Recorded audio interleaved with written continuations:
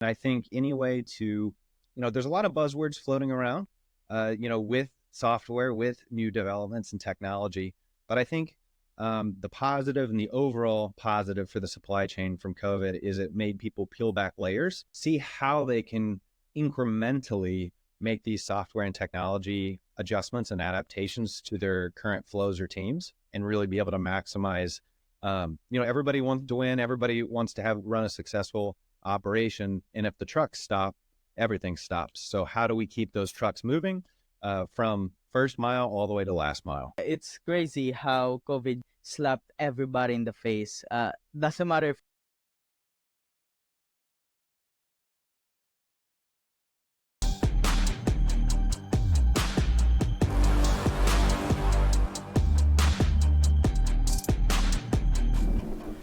Welcome to the New World Podcast, where we delve into the ever-changing and accelerating pace of global change and its impact on our lives. I'm your host, John Paul Flores, broadcasting live from the New World Studio. Today, we're diving into the world of AI and automation. As an enthusiast and expert in lead generation, I will guide you through understanding and leveraging these technologies for your business and for your personal use. And don't forget, AI and automation might be unstoppable forces, but that doesn't mean you are powerless. Tune in to learn how to make them work for you and not the other way around. But first, let's meet our guest. Welcome to the New World Podcast, where we navigate the changing world around us. I'm your host, John Paul Flores, specializing in lead generation and AI automation, here to help you understand how our world is changing and what it means for you. Today, we have a special guest who embodies the intersection of leadership, innovation, and strategic acumen. He's not just an expert, he's also a visionary in supply chain technology and strategic partnerships. With a proven record in sales and operational leadership, currently serving as a fractional head of sales and partnerships at Arvis and a principal consultant in Hatfield Consulting. His journey is as diverse and it is impressive. Aaron Hatfield's background spans from strategic roles in the Army, where he honed his skills in planning and execution, to leading significant growth initiatives in SaaS and supply chain management. His approach to bridging gaps between internal teams and clients has led to remarkable achievements and operational excellence. With a passion for fostering collaboration and driving innovation, Aaron brings a unique perspective on the challenges and opportunities in this fast-paced business world. Please give a warm welcome to that supply chain guy. Yes, it is Aaron Hatfield. Aaron, Thank it's a you. pleasure to have you on the show. Thank you, John. Yeah, absolutely. Well, thank you again. I appreciate all that. And yes, I'm looking forward to being here. Very grateful for you to invite me on. And looking forward to our conversation. So, thank you again and very excited. And by the way, everyone, I just wanted to formally greet Aaron for his 32nd birthday. Thank you. Thank you. Yeah, I actually didn't know it was your birthday, but I saw it on LinkedIn last minute. Well, thank you. I appreciate that. Yeah, getting older, it's a wonderful thing. And I was browsing your LinkedIn post. It's amazing. You are very active. Well, thank you. Yeah, and that's I've been very blessed with a wonderful LinkedIn network, good folks, and so it's always fun to share, but also just to be able to, say a big thank you, especially to the people that have invested time over the last years, but also just any step of the way. So I'm just very grateful for LinkedIn, the community and network it provides. And I did see that you five primary things. You like cigar and you like sitting by the fire. You like books. You are very active in social media. Very happy. I even saw a video of you dancing. That's amazing. And last but not the least, you like Road Dog coffee. Yes, that is correct. All of those things. I love a good cigar, good pipe, tobacco. Love all of those things, especially when it comes to that and coffees and a good book. It's a great way to relax and unwind. Oh man, I used to love smoking cigar till a few months ago. I had to stop. Yeah, since it's work from home, you don't even notice it. You smoke 4 cigars a day. It's bad for Before your you health. right. Oh, I feel that. And you're sleepy all the time. Right. And before we continue on the in-depth questions, because I do have a lot, can you share with us who Aaron is? What's your expertise, your experience, and what keeps you busy these days? Yeah, absolutely. So I'm Aaron Hatfield. I live in Walton, Kentucky, which is a stone's throw from Cincinnati, Ohio, here in the lower 48 of the United States.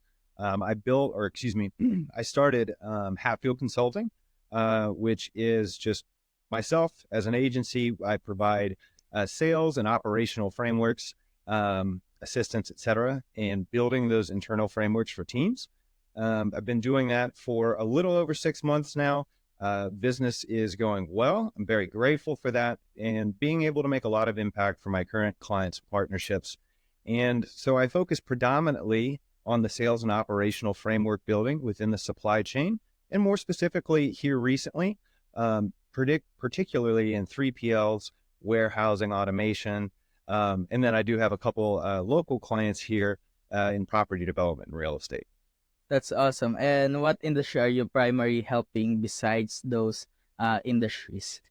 Yeah, so my primary focus, especially from a LinkedIn perspective, is within the supply chain itself. I've been in over the last decade, been in the supply chain in multiple different facets, as well as some software sales for some SaaS companies. So really taking that combined experience, channeling it into Hatfield Consulting, and being able to just pay it forward and put that forward as we continue to develop new technologies within logistics and in the supply chain overall. That's amazing. And let's start from the very beginning. Can you Sure. share with us a bit about your journey from the Army to becoming a leader in supply chain technology and strategic partnerships? Yeah, absolutely. And a leader is grateful. I'm another guy that's just out here hustling, but I appreciate that. So no, I joined the Army, joined the US Army here when I was 17 years old. Graduated high school and straight to basic training, spent about 7.5 years in the Army.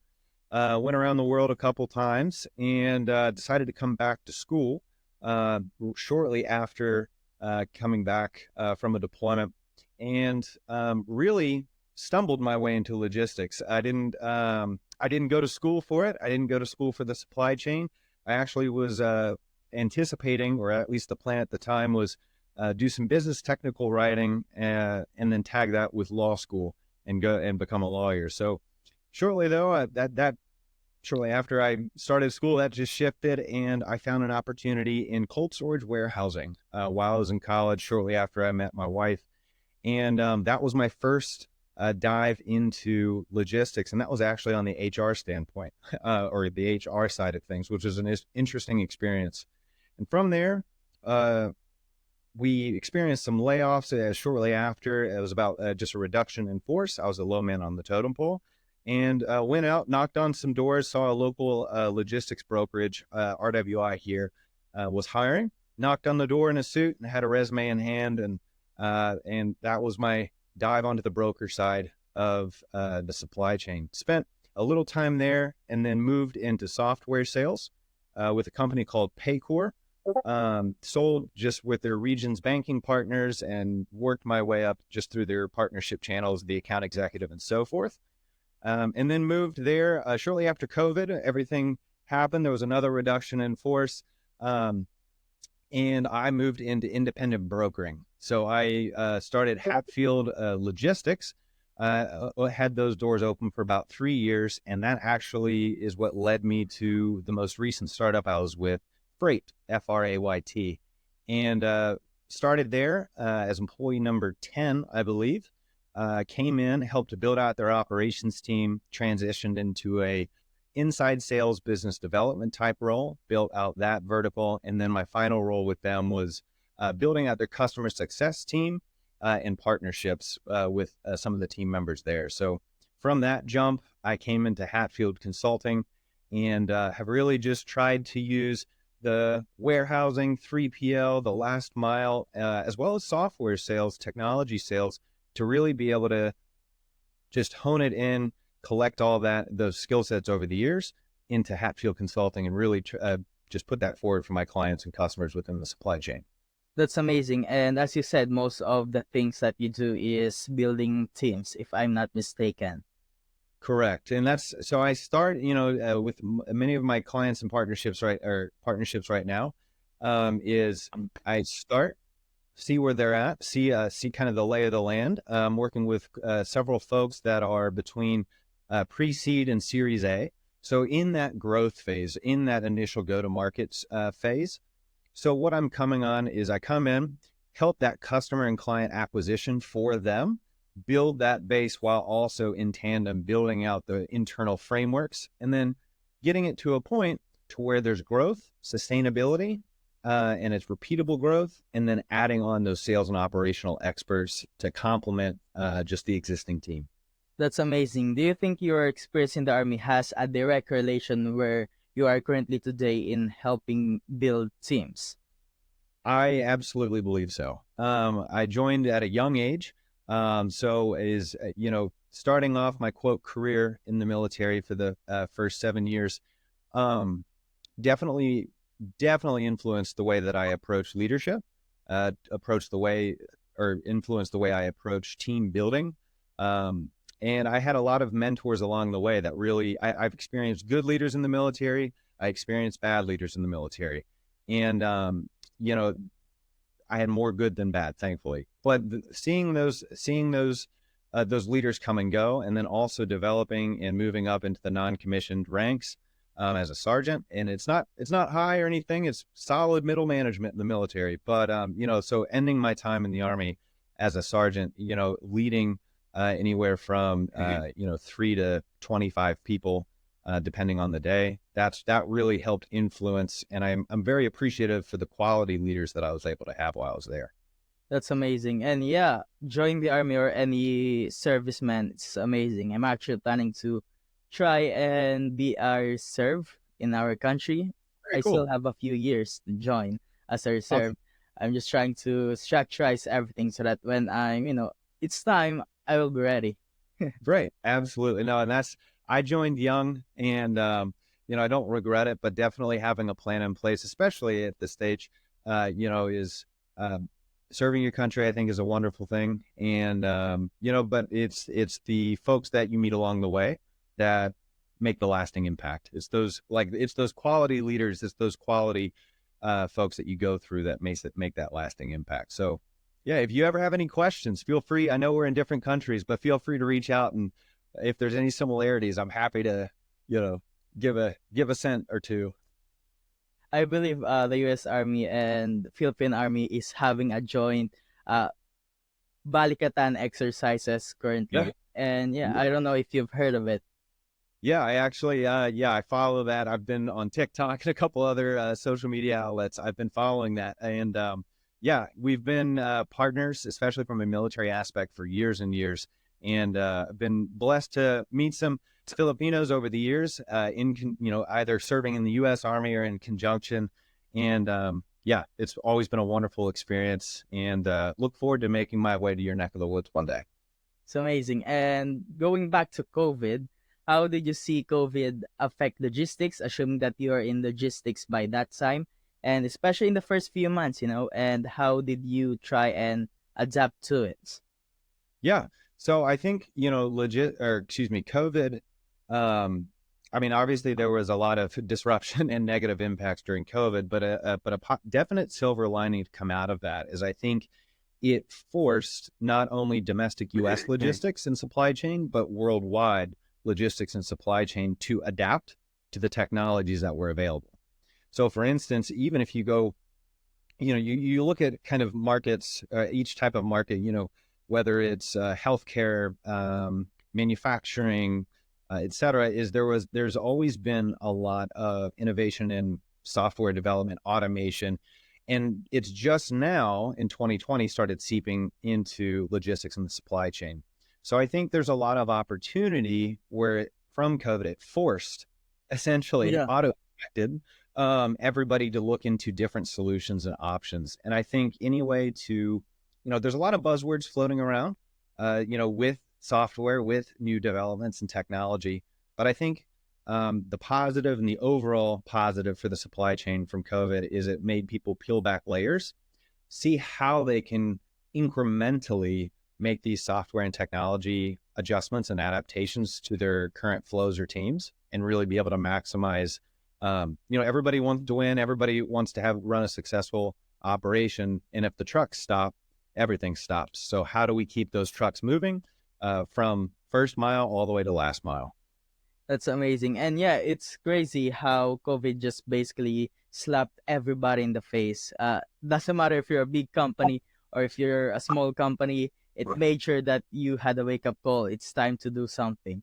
And yeah, going back to that topic, I think it's amazing since a lot of people were able to build their own businesses during COVID and as well as had the time to spend some alone time. Yeah, right, right, exactly. There were definitely parts of the shutdown that I didn't mind. Especially with the whole remote work focus. I'm a remote work guy. I enjoy being, or at least a hybrid at a minimum. So I think there were a lot of opportunities to come out of a potential negative situation. So you just gotta look for the silver linings. Yeah, that's awesome. And as the fractional head of sales in partnership at Arvest, what are the most common strategies that you see benefits a wide range of warehouses in Yeah. terms of optimizing their operations and productivity? Yeah, no, that's a wonderful question. So with Arvest, what we've done and what the team rather they've developed a team of just brilliant folks. They've put together a digital twin solution that lays on top of the existing network infrastructure in warehouses. So that can be cameras, tablets, scanners, etc. Whatever the existing infrastructure is being used, Arvest lays on top of that and uses computer vision to track products in and out predominantly from the loading dock and receiving dock areas. So for instance, Arvest would come in and focus on quality control, inventory management, and then safety and compliance. And what we do while we're laying on and taking in this visual feed is we're training our AI models to focus on those three specific use cases, which we found to be relatively industry agnostic. Whether you're in e-commerce or health and beauty, is data, and quality, inventory management, safety, and compliance were the most repetitive, continuous use cases that we saw. So what we do is we pull this data, train the AI models, and then we input that and integrate directly into your existing WMSs, ERPs, etc. And we enable, the whole goal is to highlight areas of opportunity in which processes or manual processes or tedious processes can be automated so your team can best be directed and focus on things that can continue driving those production values, etc. And the thing that I like the most in what you said is the fact that you said you don't make them change a lot of things in their infrastructure. Basically, nothing. You just basically become an additional layer on top, which is amazing. And I think that's one of the best features a software can have or a company. Absolutely. And that's one thing, especially from, a Hatfield consulting standpoint. I'm very blessed and lucky to work with quality organizations like Arvest. Is I personally don't like being involved in something if there's not practical, realistic, impactful value just to everyday life. And I found that in Arvest with their team is, focusing on those three use cases not only drives your bottom line ROI, but increases your quality, helps increase productivity. But then at the same point is if you're able to complement their existing teams, well, then the employee workday theoretically will also benefit from that. So I find with Arvest that, again, the business use cases absolutely at the end of the day drive that back end ROI savings because there's less shortages and damages. There's less, counting issues. There's less, et cetera. And it just really helps free up teams to be able to focus on what they do best and help us. And we just come in, complement them. And we even work on their workflows, let's say process mapping or management. We do work with our clients if requested on, hey, what is the best way to optimize this workflow or this process to maximize the capability and impact that our solution's having. So it's been a very fun experience so far with Arvest. I'm very much so looking forward to helping them continue to grow, working with them much more moving forward. And I think they can provide genuine impact for a lot of folks. And it's not even relegated to the United States. We work with folks in the Middle East, and we're expanding in Mexico. We're expanding in, other countries as well. So it's not just a U.S. supply chain issue that we're solving. We're helping solving a worldwide supply chain issue when it comes to automation and data visibility.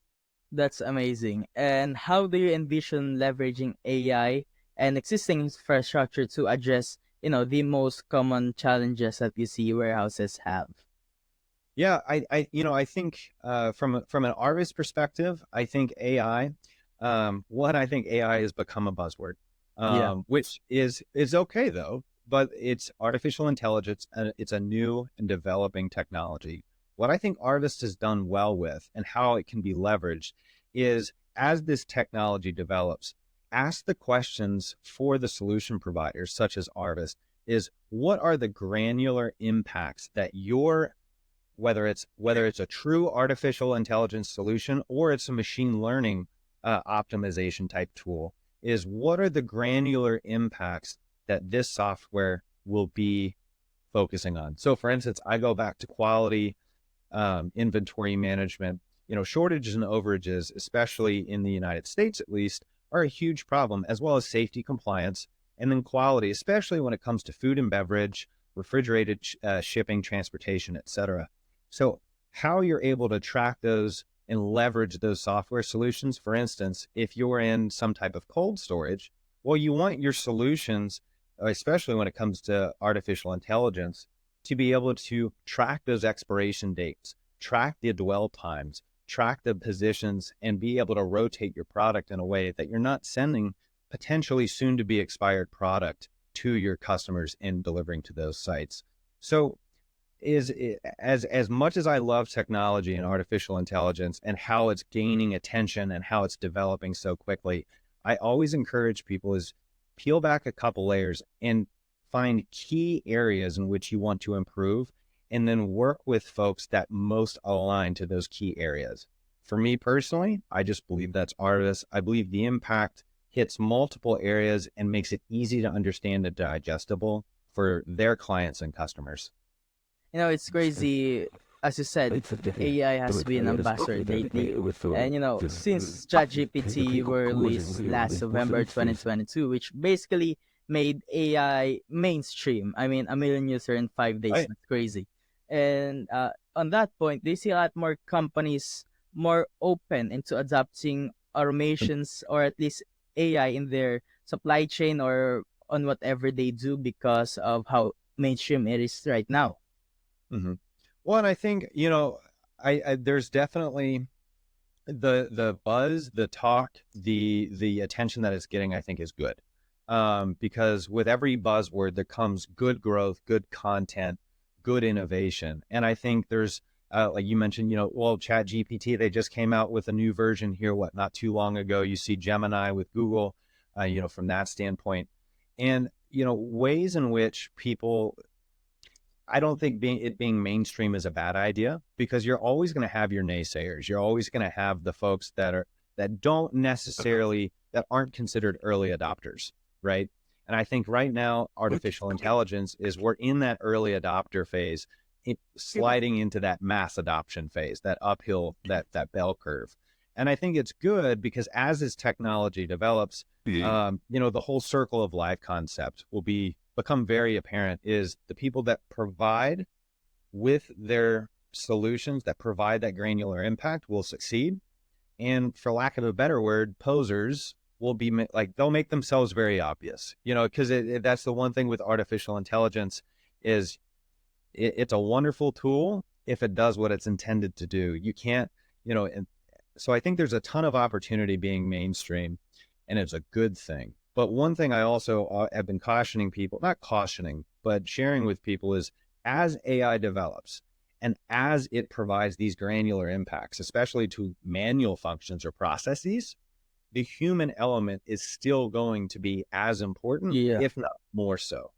I love technology, but there's a reason that we go to trade shows and we talk face to face. There's a reason that we hop on calls like this and we have conversations face to face. Is the human aspect, I think, is just going to keep growing alongside of artificial intelligence and the machine learning growth and developments we're seeing. And the great thing right now is it's easy to distinguish those who are using AI and AI in a lazy way.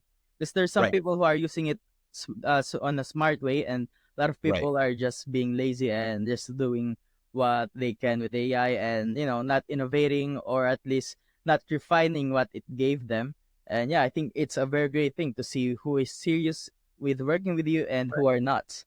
Exactly. And it's and I encourage everybody, is even the naysayers, is I understand the hesitancy, so to speak, or because it is a new and developing technology. So is I don't even hold it against people when they aren't bought in, because it's similar to AR, VR, or virtual reality. These new technologies that 10, 15 years ago, they were science fiction, are now a reality. So it's a learning curve for everybody. And I think, the more attention it gets, the more obvious these positive, impactful actors become. I think we'll see a lot more of just adoption in general, and a lot more positive leanings towards AI. And one thing that I like about AI is it's more mainstream in a way that it allows everyone to use it. Exactly. When machines were invented 10 decades ago, you can't buy one. But Right. now, if you have a few dollars, you can use AI and gives Right. a Well, level playing field. absolutely. And it's I think it's a wonderful technology that needs to continue developing, both from a personal and professional standpoint, because like you just said, it levels the playing field. It not only from a personal aspect can you use it in your everyday life. I was working on one of my cars the other day, and I had the hood up and I couldn't figure out part of the processes. So I just pulled up Chat GPT and I said, "Hey, explain this to me." And I was able to fix the issue that I was working on. So it just levels the playing field. It's information, if well used, that's hugely impactful and beneficial. And then professionally, we talk about folks like Arvist, or focusing on the supply chain. There's a lot of innovation right now happening in the supply chain that's driven specifically from the supply chain. So I'm really excited to see how it's really going to make the logistics and the supply chain overall more competitive, because it's becoming more competitive because we have resources that are just more readily at our fingertips. But with those resources and data, the key here also will be, is that data digestible? And how are you using that artificial intelligence to impact your strategic goals and initiatives, but also elevate your existing workflows and processes that you might have in place currently? It's amazing. And in Hatfield Consulting, do you also use a lot of softwares and AI? So I not as much. So with the consulting, I do have I stay up to date with most softwares, but I'm pretty how do I say it? Agile, I guess you could say. I have certain programs that I do use that I very much so will continue using.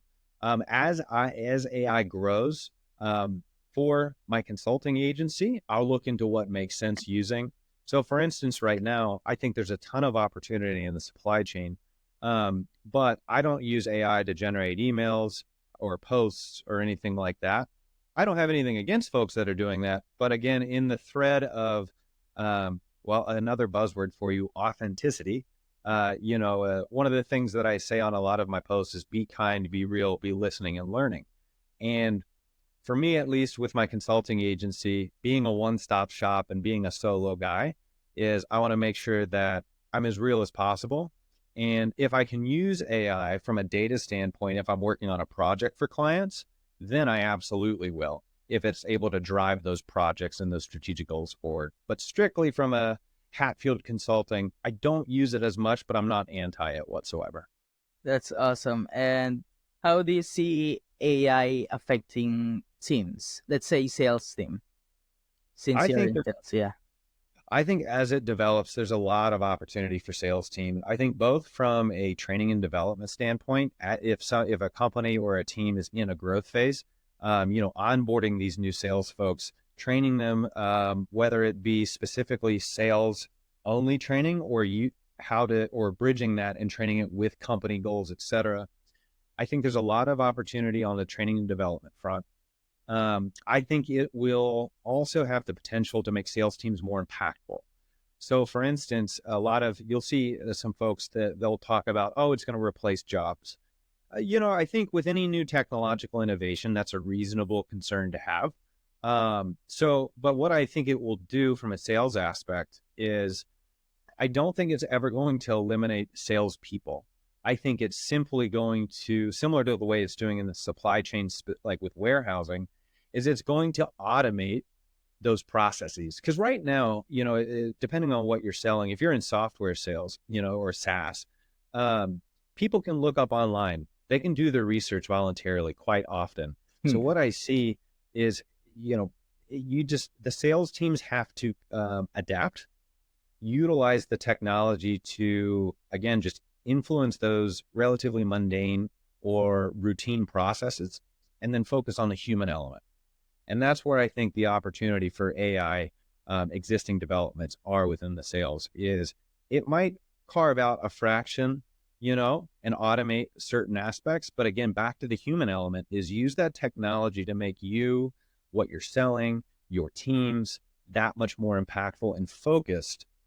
For instance, admin work, et cetera. If there's ways to automate those types of things, I'm sure there'll be an interest, and there'll be value impacted because the folks can get back to having conversations, shaking those hands, getting to know these individuals and building those relationships that will ultimately impact that final sale and the success overall. Oh, that's one of the best reasons why I started this podcast. It's just different talking with Yeah. people, and Yeah. in a more genuine sense. Unlike when you're in a sales call, someone is defensive, or if you're a great salesman, you can make them open up. But in terms of just talking with people genuinely, it's amazing having a podcast. Yeah. I believe I've watched a couple of your episodes. It's been fun watching you and just hearing people's stories. And that's your storytelling, which I've always enjoyed. I look at sales that way as well, is you're telling a story and any way to highlight those individuals and share that story that much more. I think it's contagious, right? Especially a positive storytelling I think it's contagious. And I think people, regardless of technology, people move the world forward. That's how business is done at the end of the day. Yeah, I tried to listen to their story, talk more about them, and then sometimes just have that talk about AI, because that is still the main topic of the Yeah, podcast. right. Of course. No, but yeah, I think there's always value to the human element, no matter how small or how large. And as you said about sales team not getting completely replaced with AI, I think most of the things, or most of the industries that require a huge level of human emotion will not be replaced. Sales, marketing, those type of things.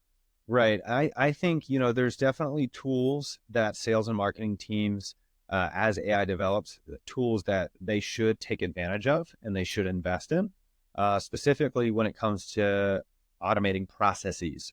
That's really where I see the most industry agnostic value impact of artificial intelligence is automation of processes. Whether that's machine learning or a generative AI approach where you're using that to predict certain models. But I think that's the biggest thing is people get up in arms or a little hesitant, as I think it's really just an excellent tool in your toolbox, and it's going to continue just to be that much more applicable to make you more effective overall. That's awesome. And before integrating any technology, whether it's automation or AI, into your business or into your client's business, what are the key factors that you try and consider? Yeah, no, the key factors is, cost, obviously, in the economic market that we're in right now, specifically in the US, but from what I've seen, it's kind of being felt worldwide, is cost is always a driving factor, which is fair. Everybody has a budget. Everybody has, goals and fiscally to stick to. So I think cost should be considered, but right next to it, I think you need to identify the key areas that you're trying to solve within your process. And then I think the cost should be weighed in accordance with that, depending on where you're at in your development or in your growth stages. So I always warn people is don't go tech heavy too early, right? Is because then you have software and you're paying for stuff that you don't use. But being able to peel back the layers and find folks like Arvest, or a partner of mine, ProShip, good friends with those folks over that way, is being able to find companies that help you peel back those layers and get very focused and can grow incrementally with you. That's what needs to be focused on before actually pulling the trigger, so to speak, and making a decision. Is look for those. Homework is imperative, cost is imperative, but first you need to identify the key areas that you're trying to improve based on your strategic goals, and then have those conversations and dig in a little bit deeper. Yeah, that's amazing. And before I try and scale with automation or basically anything, I try to find partners first, that can help me and provide those, let's say, softwares, on more cheaper or affordable level just because they have Right. those bigger partnerships. Right. And I think the smartest approach, and the one that I enjoy the most to sales and partnerships is that relationship. I think long-term good business is built on quality, impactful partnerships and just relationships across the board. Because what you're also enabling is, when it comes to partnerships, is your growth will also translate to the growth of your partner in some way, shape, or form, whether that's fiscally, whether that's physically, etc. Or maybe you're able to connect a partner with another one of your partners, and then you're growing that quote ecosystem. And what you're really doing, what's the quote? A rising tide lifts all boats. Is having a healthy, vibrant partnerships ecosystem and relationships with those partners. That's the way to really take advantage of not only new developments in software, but also take advantage of the relationship aspect of you're building quality versus quantity for the long term. And yeah, that's amazing since, reputation follows you. Right. And yeah, At the end of the day, all anybody has got is their last name and their word. So my old man, he's a small business owner, and his whole thing, and he actually is part of his slogan is treat people right and good things happen. Is if you start, he said that while I was growing up, and I came to believe it wholeheartedly. Is if you treat people right and do things the right way, it might take a little longer to get where you're trying to right. go, but the quality and the depth and just that the relationship, that deepness and depth of it, it'll just be there long term. And for me at least, it's business worth doing, right? Yes, And just treating people the right way. yeah.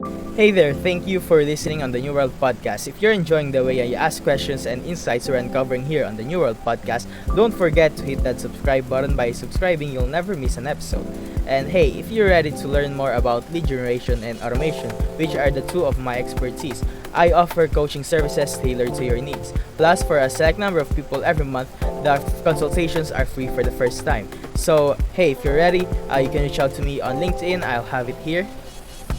And also, let's work together to unlock your full potential. And let's get back to the show. Hey there, thank you for. I remember one time when somebody came to me, asked for help with their ads, but I'm not that great in ads. But I met a guy who is amazing in ads. I connect to them, and he's very happy since it's very rare to see someone just hand off somebody no questions, ask help this because I know you can help them better.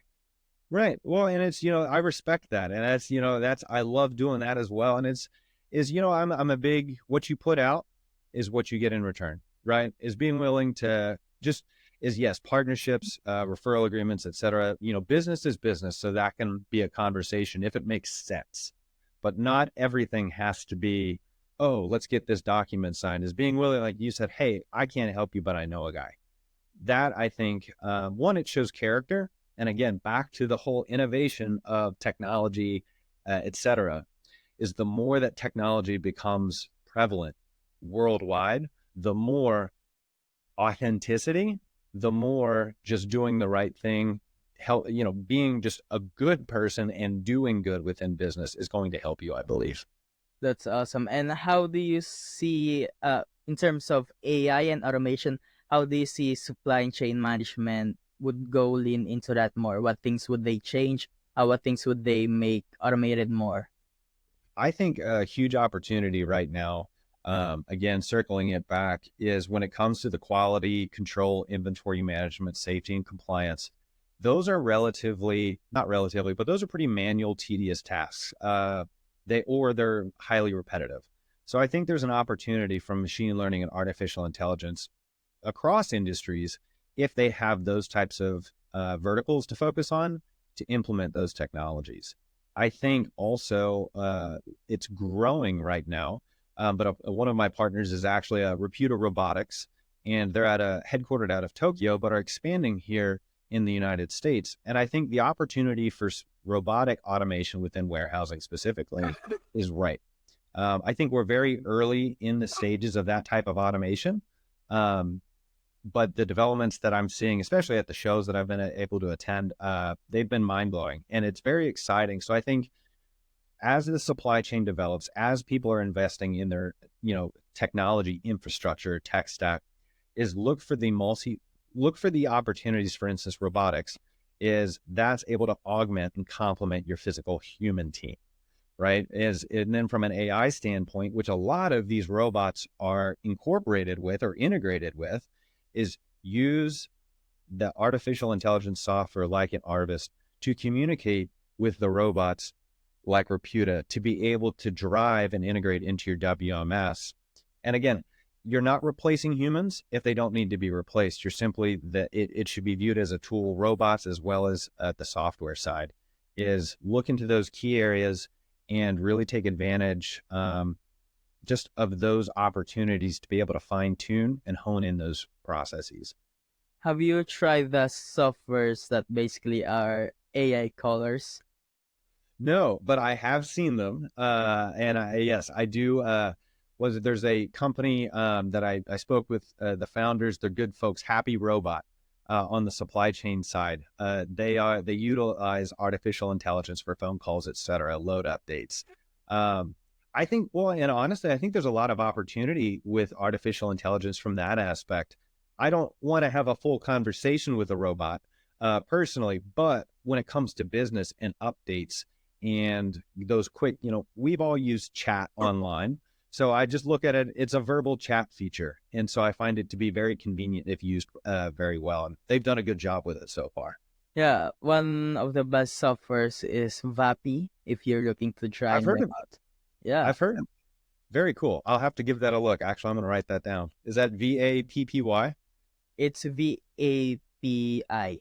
I'll send you a recording that I made. I Oh, tried. This is from another software. It's yeah. Bland.ai. I use them because they're more user friendly. I'm And not a coder, so Vapi is, kind of a red flag in terms of I don't know how to use that. right. No, awesome. Yeah, I'll definitely dive into those. I'm always looking forward to, learn just new ways that this type of stuff's being used. And one way that I found out which one is most effective is I actually downloaded a recording of a podcast. I'm not Yeah. saying who the podcast host is because it's not me. So I just basically tried and clone that voice, the most Yep. calm way they speak on the podcast. And whichever software is the best, I think Yeah. they're going to be the best to clone your voice at if you're going to be trying to have an AI answer your calls.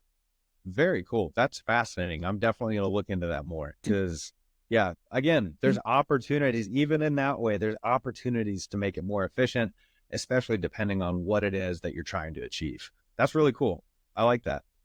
And yeah, what are the key qualities you look for when you are trying to build a team? Key qualities would be, I, you know, it, people say this, and you hear this with teams a lot, is I want, when I'm working with folks, is ownership. Then ownership mentality is if I'm working with you on a team, I believe that you're a professional and you're hired as that professional. So especially if I'm in a position of leadership or working with somebody in consulting aspect, is take that ownership. Don't be afraid of feedback or negative feedback, right? That exchange of ideas, that feedback loop, for lack of a better phrase, is critical.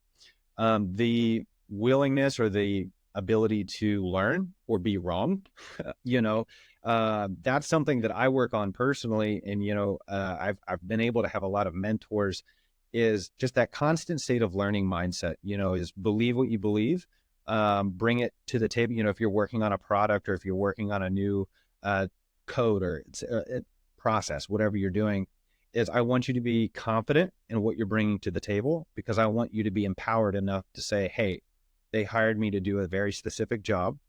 I am a professional and I'm an expert at my field. That's the mentality that I want people to bring to a team, but that I also try to personally facilitate on a team. And then let's have that conversation of back and forth, is this realistic? Is this not? And if we come to a disagreement, or if I'm wrong, for instance, is I want those people that I'm working with to, hey, point out when something doesn't make sense or when something's wrong, because I would rather in my capacity, is if I'm able to fine tune those things personally, then that means I'm able to lead the people that are with me that much better. So I want, I guess, an entrepreneurial spirit, regardless of what the job description describes, is, come in, own it entirely, be motivated.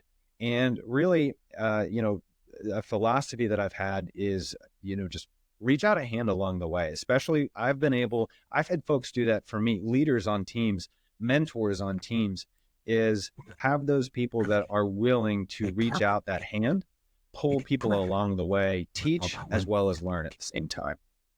That's one of the most important thing that I hear you say on the terms of trying to improve, and people actually tell you what wrong thing you did, especially because it's easier to maintain and try and improve on the smaller increments than try to fix a whole broken team. Right. And that's, you can only do as much as you can do. Or what's the phrase, is all you can do is all you can do. And that's really, when it comes to it, is from a leadership aspect, even in the military, outside of what the job required as far as being hands-on, I've never been a fan of micromanagement, either doing micromanaging other people or being micromanaged myself. I think the more trust that you show in your teammates, in your if you're a leader, in your CEO or a manager, the more trust you place in your employees, I think more often than not, that is just showing them respect, and then that will be received well, and you will gain a motivated team. That employee culture, I think some people take employee culture, I think it's great. I do. I love all of it. I think organic growth it comes, and that positive culture comes from those little things that you do daily. And whether that's saying, hey, great job on this, or hey, let's talk about this, and not taking everything personally. I think that's a struggle. I think everybody has a struggle with that. But I think the more that you can foster an environment that has that constant feedback, that constant building environment, right? That constant ownership mentality is all I want when I'm working with folks. Is here's the goal that we're all trying to achieve.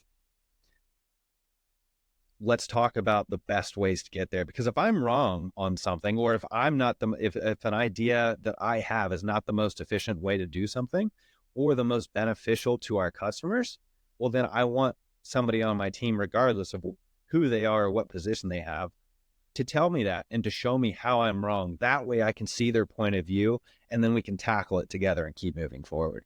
That's amazing. Do you think a leader shape the team, or do you think the team shapes the leader? I think the leader. Well, yeah, this is an issue. So I think they shape both, right. I think a negative leader will absolutely, or a leader that is not focused on the right things, that might micromanagement, that might not have, that might just have insecurities. That's going to have a negative effect on your team. regardless of industry you're in, who you're working with, where you're at. Um, what I do think, though, is it does start with leadership. You can have a good leader, and having a good team not only makes that leader better, but then also in turn makes that team better. So I think hiring specifically, retention, but also reaching out and hiring on these new folks is be very, very attuned and intentional to who you're hiring and the mentality that they bring to the table. Because I think, at least in my opinions, the best leaders, uh, they're down in the trenches with them, right? And, whether you're a strategically minded leader or whether you're a hands-on leader, whether you're a sales director or whether you're a sales manager, they both have different focuses more often than not. But I think they're both critical is don't be willing to ask people to do something you wouldn't do yourself, and get in there when you have to get in there, but don't get in there from a micromanagement standpoint. Get in there from, hey, how can I push this team forward with their goals? I'm not going to sit there and just try to, well, again, micromanage, because I think that is the worst case scenario for a team, and that leadership folks fall into more often than not is trust your folks and then just push them forward and lift them up. I think if you micromanage, your people or your team members try and hold back, but they still have that anger to you, and you become the enemy instead of a leader, instead of Right. somebody they can rely on. Right. Well, and if you're a leader in that position too, is if you're in a position of leadership, what would make a good leader in that standpoint is if everybody's going to struggle, nobody's perfect, right? But good leaders, they recognize it, they own it, apologize for it if it needs to be apologized for, and then continue moving forward. That's a key definition like of leaders that, or a key feature of leaders that I've seen over the years, both positive and negative. One is the good ones, the quality ones, own it when they're wrong, take it in the chin, say thank you, and then move forward with their team to get to those next best results and achievements. So, to make it short, a good leader knows when to acknowledge somebody who's great, but also knows how to acknowledge something that he's done wrong. Absolutely. Absolutely. And it's, don't be prideful about anything, is celebrate the wins with your team. But especially if you're in a leadership position, is, yep, you're in that position, but your team is what helped along the way. You were just simply working with I've always when it comes to leadership, yeah, recognize what's great, own what's wrong, but at all periods of time, it is you and your team. It is never the leader themselves. That's You know, amazing. And since we're nearing 1 hour already, which is amazing, I didn't even notice the time. What advice would you give to aspiring professionals looking to enter the field of supply chain technology? yeah. Reach out to people. As simple as it sounds, I've been very blessed here recently and over the years, where whether it's LinkedIn, emails, etc., is reaching out to people, asking questions, talking with them, saying, "Hey, I'm starting out in X, Y, or Z. Can you help explain, or help teach me this question, or teach me more about this feature?" Is especially within the supply chain, I actually really enjoy hearing how people ended up in the supply chain, because the stories of how people got here um, are just are oftentimes pretty amazing, and stories you wouldn't expect how they landed. So especially if you're coming from out of the industry, reach out a hand, because whether it's a truck driver, a warehouse operator, a broker, a dispatcher, they are some of the most friendly people professionally that I have met. And, they're all here to, at least in my experience, they lend a helping hand if asked for it. So the best advice in getting into supply chain and logistics, read, educate yourself, use ChatGPT to learn everything you can Yeah. about the industry itself, terms. But at the end of the day, just simply reaching out and asking somebody to talk. I've had folks do that to me, but I've also been blessed to do that to have folks allow me to ask them questions and teach me. So that's the biggest thing, is back to the human element, is in an age of technology, is the human interaction. That's probably, if you're wanting to get involved, the biggest and best first step. And that's one thing that I notice. Most of the people who are doing amazing things on their industry are more than happy to help. I mean, they're the people who are more happy to help than those who are not doing great in their industry. Just to Right. be. Right. Well, and it comes down to it is I think most people have a winning mentality. Winning and helping others and doing good is contagious, right?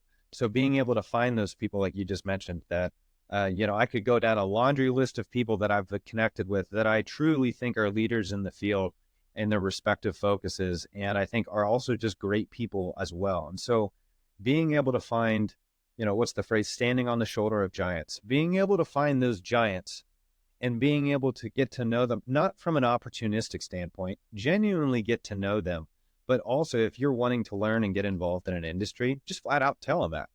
You don't have to, you just say, hey, I'm new. Can you teach me? 99% of the time, I bet you people will say, sure, let's have a call. Yeah, people love to talk. I mean, they pay Right. for a therapist hundreds of dollars per hour. I mean, they talk to you for free if you ask them questions.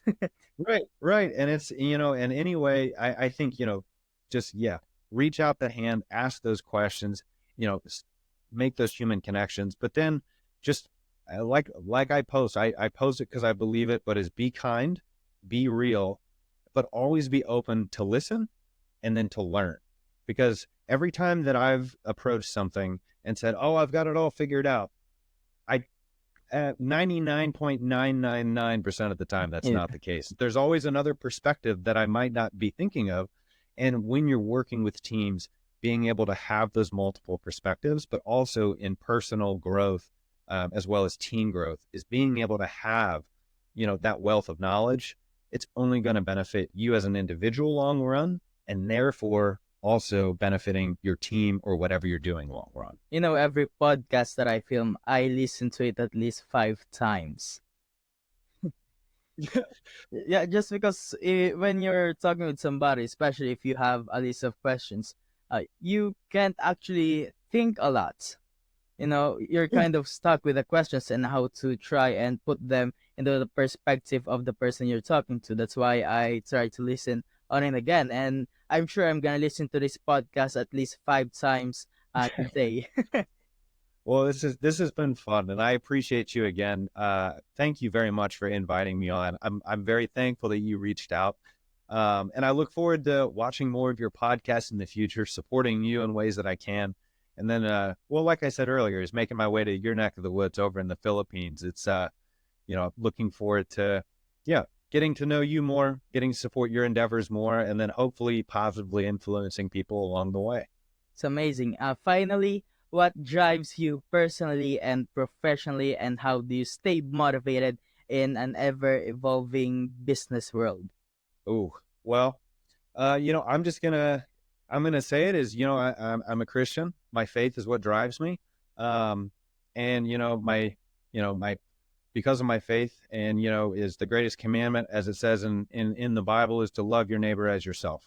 So, I've got my beliefs in addition to that, but if I can start from a personal aspect on my belief system of simply loving my neighbor as myself, and if I can make that my starting point, um, that's really, I believe, what's going to positively impact my family, positively impact business relationships.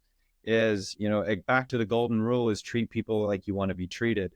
Is, yeah, that's what drives me. So obviously seeing my family, I have two daughters and a wife, so that is definitely a driving factor. But I'd say faith and family are my two driving factors. Is they both, one absolutely influences the other, and then especially from a business standpoint is, you know, I believe what I believe, and but is there, I'm friends with people from all walks of life. My best friend doesn't believe what I believe, but I think if I can bring those positive attributes of my faith into business in a positive way, and being, and for me, that's a win. Is not only am I living what I believe to be true, but at the same time, I'm helping impact people very specifically within technology and the supply chain. So for me, it kind of, I'm grateful for the opportunities that I've received and just doing good, treating other people well, and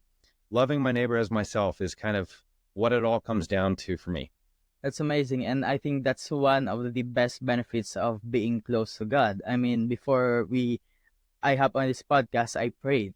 And just allows you to be nice in a way that you're not looking for the next opportunity of what can I get from this person. Exactly, exactly. Because that's the kind of thing too. I have Muslim friends, I have Buddhist friends, I have friends that don't believe in anything, but is people can spot a poser pretty quickly. But that's I've been blessed, and that's where I start, is because again, like you just said, is you're not opportunistic. You're not looking at, oh, what can I get out of this person? Is being able to. I haven't always been that way.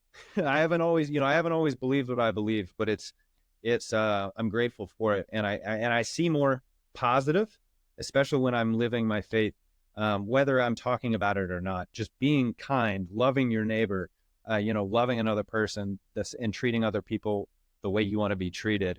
Whether you're a Christian or whether you're a Buddhist or whether you're a Muslim or whatever you are, um, there's a reason it's called the golden rule, is that is the best approach at every single avenue.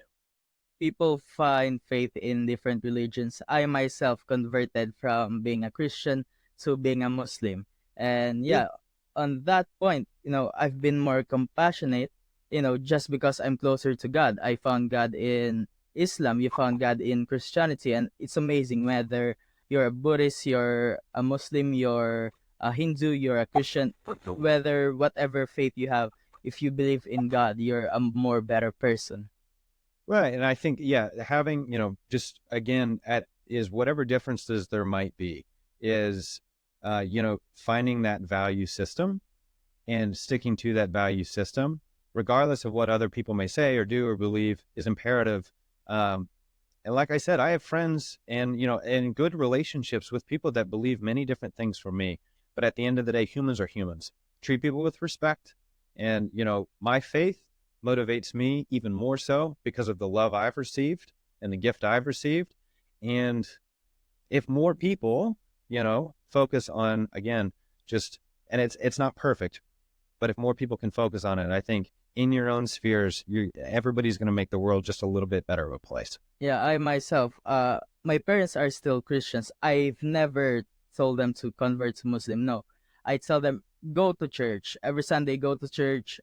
And I force them to go to church because it's gonna make them a better person. Doesn't matter what faith it is. I want you to be a better person, be more in touch with God. That's what's gonna make you better. Well, and that's what it comes down to, is, it does, is you can have philosophical disagreements, but it comes down to respect.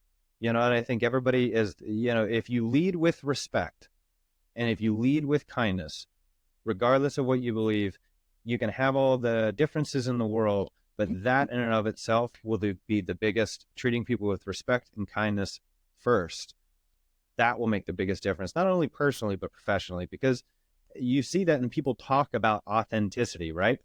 There's authenticity. Is treat people with respect, regardless of where you're from, what you do, what you believe. Humans are humans. Everybody has value. This is one of the best episodes that I filmed just because, I was able to talk about God because you brought him up first. Thank you for that, by the way. Since, I pre- in the business world, you usually don't talk about those type of things, but yeah, it's amazing. I'm so happy that you brought that up. Thank you. well, no, thank you. I appreciate for the positive response. I don't bring up, when it's applicable, I'm very open and honest about it.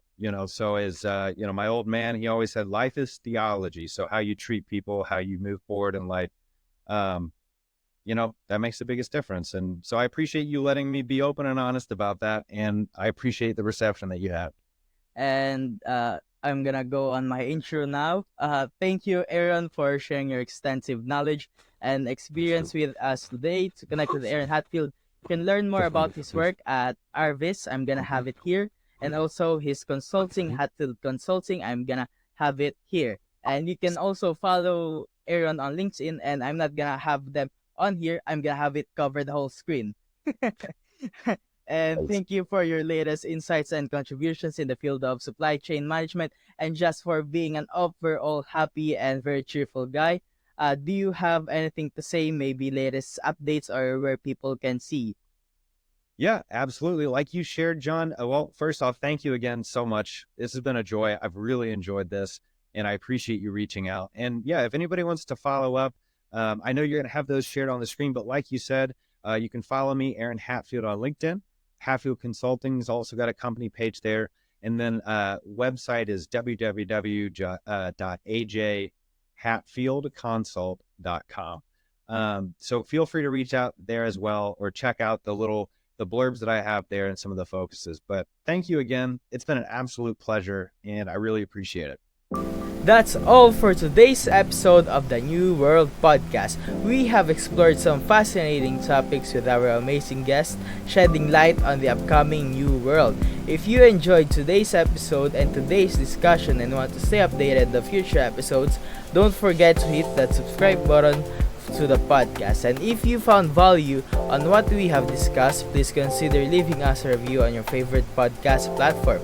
Remember, if you have any questions or topics you'd like us to cover, or if you are interested in being a guest in the future, please feel free to reach out to me via LinkedIn or email me at john.paul@aicinix.com and add New World Podcast, all capital, in the subject line so I can see it.